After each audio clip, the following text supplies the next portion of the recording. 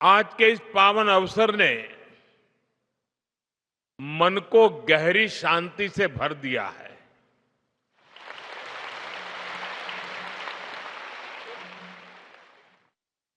साधु संतों के सानिध्य में बैठना अपने आप में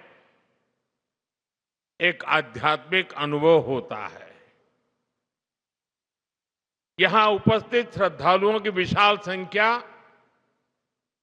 इस मठ की सदियों पुरानी जीवन शक्ति को और बढ़ा रही है। मैं अपने आप को सौभाग्यशाली मानता हूं कि आज इस समारोह में आपके बीच उपस्थित हूं। यहां आने से पहले मुझे राम मंदिर और वीर विट्ठल मंदिर के दर्शन का सौभाग्य मिला। उस शांति, उस वातावरण ने इस समारोह की आध्यात्मिकता को और गहरा कर दिया। साथियों, श्री संस्थान गोकर्ण परतगाड़ी जीवोत्तम मठ अपनी स्थापना की 550वीं वर्षगांठ मना रहा है। ये बहुत ऐतिहासिक अवसर है। बीते 550 वर्षों में इस संस्था ने समय के कितने ही चक्रवात झेले हैं। युग बदला, दौर बदला, देश और समाज में कई परिवर्तन हुए, लेकिन बदलते युगों और चुनौतियों के बीच भी इस मठ ने अपनी दिशा नहीं खोई।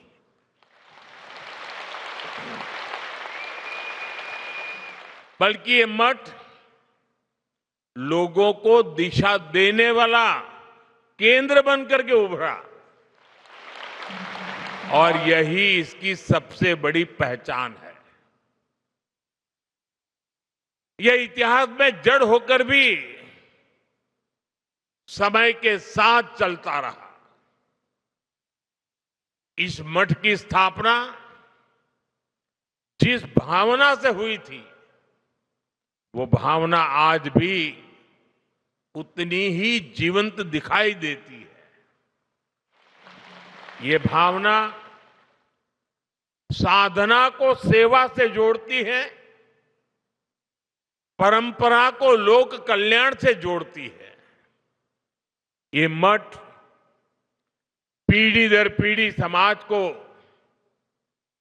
ये समझ देता रहा कि अध्यात्म का मूल उद्देश्य जीवन को स्थिरता, संतुलन और मूल्य प्रदान करना है। मठ की 550 वर्षों की यात्रा उस शक्ति का प्रमाण है जो समाज को कठिन समय में भी संभाल करके रखती है। मैं यहां के मठाधिपति श्रीमद विद्याधीश तीर्थ स्वामी जी, समिति के सभी सदस्यों और इस आयोजन से जुड़े हर व्यक्ति को इस ऐतिहासिक अवसर की अनेक अनेक शुभकामनाएं देता हूं। साथियों, जब कोई संस्था सत्य और सेवा पर खड़ी होती है तो समय के बदलाव से डगमगाती नहीं, बल्कि समाज को टीके रहने की शक्ति देती है। आज इसी परंपरा को आगे बढ़ाते हुए ये मठ एक नया अध्याय लिख रहा है। यहां भगवान श्री राम की 77 फीट ऊंची भव्य कांस्य प्रतिमा स्थापित की गई है। 3 दिन पहले ही मुझे अयोध्या के भव्य श्री राम मंदिर के शिखर पर धर्म ध्वज आरोहण का सौभाग्य मिला है और आज यहां प्रभु श्री राम की भव्य मूर्ति के अनावरण का सुअवसर मिला है। आज रामायण पर आधारित एक थीम पार्क का उद्घाटन भी हुआ है। साथियों, आज इस मठ के साथ जो नए आयाम जुड़े हैं वो आने वाली पीढ़ियों के लिए ज्ञान, प्रेरणा और साधना के स्थायी केंद्र बनने जा रहे हैं। यहां विकसित हो रहा संग्रहालय और आधुनिक तकनीक से सुसज्जित 3D थिएटर, इन सब के द्वारा ये मठ अपनी परंपरा को संरक्षित कर रहा है, नई पीढ़ी को अपनी परंपराओं से जोड़ रहा है। इसी तरह 550 दिनों में देश भर के लाखों श्रद्धालुओं की भागीदारी से हुए श्री राम नाम जप यज्ञ और उससे जुड़ी राम रथ यात्रा हमारे समाज में भक्ति और अनुशासन की सामूहिक ऊर्जा का प्रतीक बनी है। यही सामूहिक ऊर्जा आज देश के हर कोने में एक नई चेतना का संचार कर रही है। साथियों, अध्यात्म को आधुनिक तकनीक से जोड़ने वाली व्यवस्थाएं ये आने वाली पीढ़ियों को प्रेरणा देती रहेंगी। मैं इस निर्माण के लिए आप सभी को बहुत बहुत बधाई देता हूं।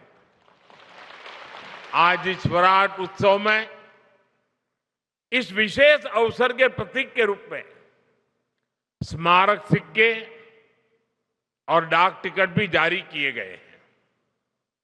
ये सम्मान उस आध्यात्मिक शक्ति को समर्पित है जिसने सदियों से समाज को जोड़ करके रखा है। साथियों, इस श्री मठ को निरंतर प्रवाहमान रखने की शक्ति उस महान गुरु परंपरा से मिली है जिसने द्वैत वेदांत की दिव्य भाव भूमि को स्थापित किया था। श्रीमद नारायण तीर्थ स्वामी जी द्वारा 1475 में स्थापित यह मठ उसी ज्ञान परंपरा का विस्तार है और उसका मूल स्रोत जगत गुरु श्री मध्वाचार्य जैसे अद्वितीय आचार्य है। मैं इन आचार्यों के चरणों में सिर झुकाकर नमन करता हूं। यह भी बहुत महत्वपूर्ण है कि उडुपी और पर्तगाड़ी दोनों मठ एक ही आध्यात्मिक सरिता की जीवंत धाराएं हैं। भारत के इस पश्चिमी तट की सांस्कृतिक धारा को दिशा देने वाली गुरु शक्ति भी यही है और मेरे लिए ये भी एक विशेष संयोग है कि एक ही दिन में मुझे इस परंपरा से जुड़े 2 कार्यक्रमों में सम्मिलित होने का सौभाग्य प्राप्त हुआ। साथियों, हम सभी को गर्व है कि इस परंपरा से जुड़े परिवारों ने पीढ़ी दर पीढ़ी अनुशासन, ज्ञान, परिश्रम और उत्कृष्टता को जीवन का आधार बनाया है। व्यापार से लेकर वित्त तक, शिक्षा से लेकर तकनीक तक जो प्रतिभा, नेतृत्व और कार्यनिष्ठा उनमें दिखाई देती है, उसके पीछे इसी जीवन दृष्टि की गहरी छाप मिलती है। इस परंपरा से जुड़े परिवारों, व्यक्तियों की सफलता की अनेक प्रेरक गाथाएं हैं। उन सब की सफलताओं की जड़ें विनम्रता, संस्कार और सेवा में दिखती है। ये मठ उन मूल्यों को स्थिर रखने वाली आधारशिला रहा है और हमें विश्वास है कि आगे भी आने वाली पीढ़ियों को ये मठ ऐसे ही ऊर्जा देता रहेगा। साथियों, इस ऐतिहासिक मठ की एक और विशेषता का जिक्र आज आवश्यक है। इस मठ की एक पहचान वो सेवा भावना है जिसने सदियों से समाज के हर वर्ग को सहारा दिया है। सदियों पहले जब इस क्षेत्र पर विपरीत परिस्थितियां आई, जब लोगों को अपने घर परिवार छोड़कर नए प्रदेशों में शरण लेनी पड़ी, तब इसी मठ ने समुदाय को सहारा दिया, उन्हें संगठित किया और नए स्थानों पर मंदिरों, मठों, आश्रय स्थलों की स्थापना की। इस मठ ने धर्म के साथ साथ मानवता और संस्कृति की भी रक्षा की। समय के साथ मठ की सेवा धारा और विस्तृत होती गई। आज शिक्षा से लेकर छात्रावासों तक, वृद्ध सेवा से लेकर जरूरतमंद परिवारों की सहायता तक, इस मठ ने अपने संसाधनों को हमेशा लोक कल्याण के लिए समर्पित रखा है। अलग अलग राज्यों में बने छात्रावास हो, आधुनिक विद्यालय हो या कठिन समय में लोगों को राहत देने वाले सेवा कार्य, हर पहल इस बात का प्रमाण है कि अध्यात्म और सेवा जब साथ चलते हैं तो समाज को स्थिरता भी मिलती है और आगे बढ़ने की प्रेरणा भी मिलती है। साथियों, ऐसे समय भी आए जब गोवा के मंदिरों और स्थानीय परंपराओं को संकट का सामना करना पड़ा, जब भाषा और सांस्कृतिक पहचान पर दबाव बना, लेकिन ये परिस्थितियां समाज की आत्मा को कमजोर नहीं कर पाई, बल्कि उसे और दृढ़ बनाया। गोवा की यही विशेषता है कि यहां की संस्कृति ने हर बदलाव में अपने मूल स्वरूप को बनाए रखा और समय के साथ पुनर्जीवित भी किया। इसमें पुर्तगाली मठ जैसे संस्थानों का बहुत बड़ा योगदान रहा है। साथियों, आज भारत एक अद्भुत सांस्कृतिक पुनर्जागरण का साक्षी बन रहा है।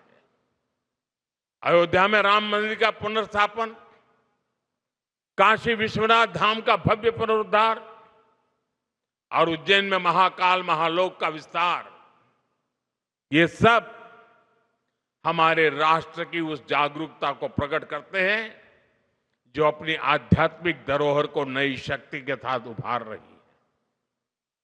रामायण सर्किट, कृष्ण सर्किट, गया जी के विकास कार्य और कुंभ मेले का अभूतपूर्व प्रबंधन, ये सभी उदाहरण बताते हैं कि आज का भारत अपनी सांस्कृतिक पहचान को नए संकल्प और नए आत्मविश्वास के साथ आगे बढ़ा रहा है।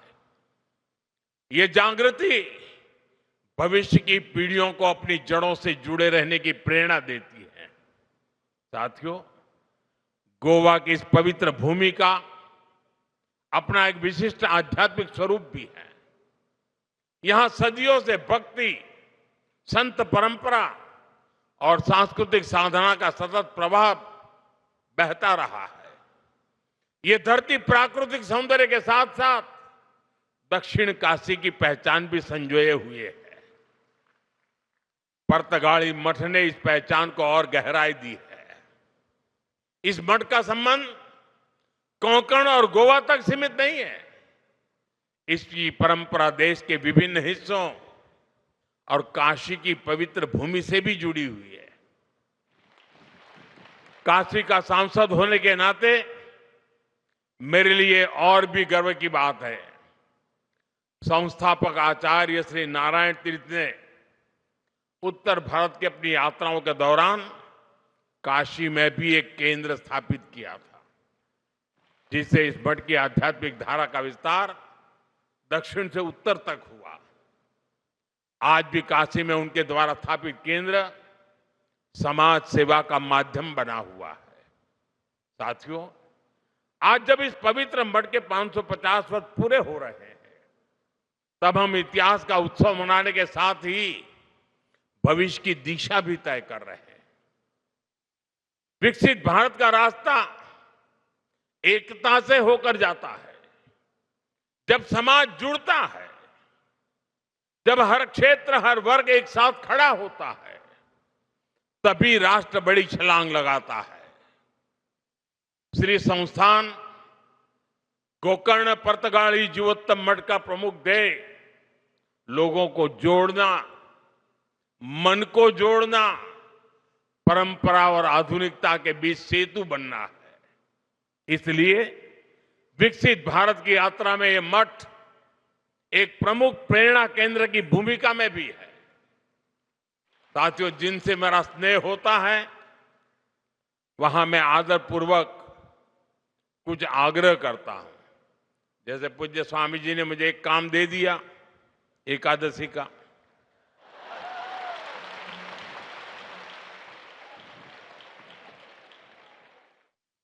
वो तो संत है तो एक में मान जाते हैं, लेकिन मैं एक में मानने वालों में से नहीं हूं, और इसलिए आज आपके बीच आया हूं तो मेरे मन में सहज ही कुछ बातें आ रही हैं, जिन्हें मैं आपसे साझा करना चाहता हूं। मैं आपसे 9 आग्रह करना चाहता हूं, जिसे आपके संस्थान के माध्यम से जन जन तक पहुंचाया जा सकता है। ये आग्रह 9 संकल्प की तरह हैं। विकसित भारत का सपना तभी पूरा होगा जब हम पर्यावरण की रक्षा को अपना धर्म माने। धरती हमारी माता है और मठों की शिक्षा हमें प्रकृति का सम्मान करना सिखाती है। इसलिए हमारा पहला संकल्प होना चाहिए कि हमें जल संरक्षण करना है, पानी बचाना है, नदियों को बचाना है। हमारा दूसरा संकल्प होना चाहिए कि हम पेड़ लगाएंगे। देश भर में एक पेड़ मां के नाम अभियान को गति मिल रही है। इस अभियान के साथ अगर इस संस्थान का सामर्थ्य जुड़ जाएगा तो इसका प्रभाव और व्यापक होगा। हमारा तीसरा संकल्प होना चाहिए स्वच्छता का मिशन। आज जब मैं मंदिर परिषद में गया तो वहां की व्यवस्था, वहां का आर्किटेक्चर, वहां की स्वच्छता मेरे मन को बड़ी प्रभावित कर गई। मैंने स्वामी जी को कहा भी, कितना शानदार तरीके से इतना संभाला है। हमारी हर गली, मोहल्ला, शहर स्वच्छ होना चाहिए। चौथे संकल्प के रूप में हमें स्वदेशी को अपनाना होगा। आज भारत आत्मनिर्भर भारत और स्वदेशी के मंत्र पर आगे बढ़ रहा है। आज देश कह रहा है vocal for local, vocal for vocal for vocal for. हमें भी इस संकल्प को लेकर आगे बढ़ना है। साथियों, हमारा 5वां संकल्प होना चाहिए देश दर्शन। हमें देश के अलग अलग हिस्सों को जानने समझने का प्रयास करना चाहिए। छठे संकल्प के रूप में हमें नेचुरल फार्मिंग को अपने जीवन का हिस्सा बनाना चाहिए। हमारा 7वां संकल्प होना चाहिए कि हम हेल्दी लाइफस्टाइल को अपनाएंगे। हम श्री अन्न मिलेट्स अपनाएंगे और खाने में तेल की 10% मात्रा कम करेंगे। 8वें संकल्प के तौर पर हमें योग और खेल को अपनाना होगा और 9वें संकल्प के रूप में हम किसी ना किसी रूप में गरीब की सहायता करेंगे। अगर एक परिवार भी गोद ले लेना ना हम, देखते ही देखते हिंदुस्तान का रूप रंग बदल जाएगा। साथियों, हमारे मठ इस संकल्प को जन संकल्प बना सकते हैं। इस मठ का 550 साल का अनुभव हमें बताता है, परंपरा अगर जीवित रहे तो समाज आगे बढ़ता है और परंपरा तभी जीवित रहती है जब वो समय के साथ अपनी जिम्मेदारी बढ़ाती है। इस मठ ने 550 वर्षों में समाज को जो दिया है, अब वही ऊर्जा हमें आने वाले भारत के निर्माण में लगानी है। साथियों, गोवा की इस भूमि का आध्यात्मिक गौरव जितना विशिष्ट है, उतना ही प्रभावी इसका आधुनिक विकास भी है। गोवा देश के उन राज्यों में से है जहां प्रति व्यक्ति आय सबसे ज्यादा है। देश के पर्यटन, फार्मा और सर्विस सेक्टर में इसका महत्वपूर्ण योगदान है। हाल के वर्षों में शिक्षा और स्वास्थ्य में गोवा ने नई उपलब्धियों को हासिल किया है। केंद्र और राज्य सरकारें मिलकर यहां के इंफ्रास्ट्रक्चर को आधुनिक बना रही है। हाईवे, एयरपोर्ट और रेल कनेक्टिविटी के विस्तार से श्रद्धालुओं और पर्यटकों को दोनों के लिए यात्रा और भी सुगम हुई है।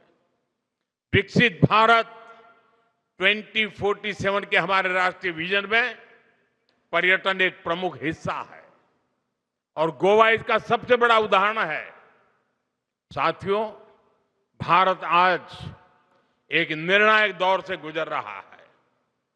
देश की युवा शक्ति, हमारा बढ़ता आत्मविश्वास और सांस्कृतिक जड़ों के प्रति हमारा झुकाव, ये सब मिलकर एक नए भारत का निर्माण कर रहे हैं। विकसित भारत का हमारा संकल्प तभी पूरा होगा जब अध्यात्म, राष्ट्र सेवा और विकास की तीनों धाराएं साथ चले। गोवा की ये भूमि और यहां का ये मठ उसी दिशा में एक महत्वपूर्ण योगदान दे रहे हैं। आज पूज्य स्वामी जी ने मेरे लिए बहुत सारी बातें बताई, बहुत सी चीजों के लिए उन्होंने मुझे क्रेडिट दिया। मैं उनका बहुत आभारी हूं। जो भावना उन्होंने व्यक्त की, लेकिन सच्चाई ये है, ये जो कुछ भी है जिसे आप अच्छा मानते हैं, वो मोदी का नहीं, 140 करोड़ देशवासियों का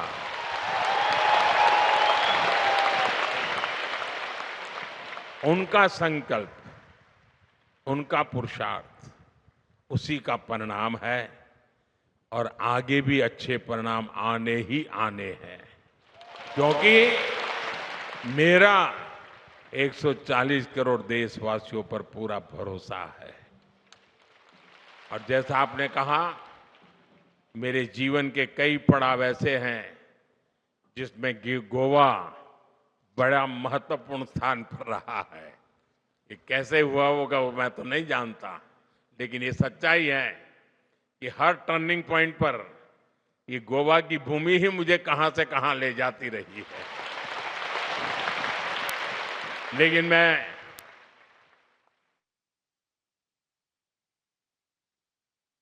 पूज्य संत श्री का बहुत आभारी हूं। उनके आशीर्वाद के लिए मैं एक बार फिर आप सभी को इस पवित्र अवसर पर हृदय से बहुत बहुत शुभकामनाएं देता हूं। बहुत बहुत धन्यवाद।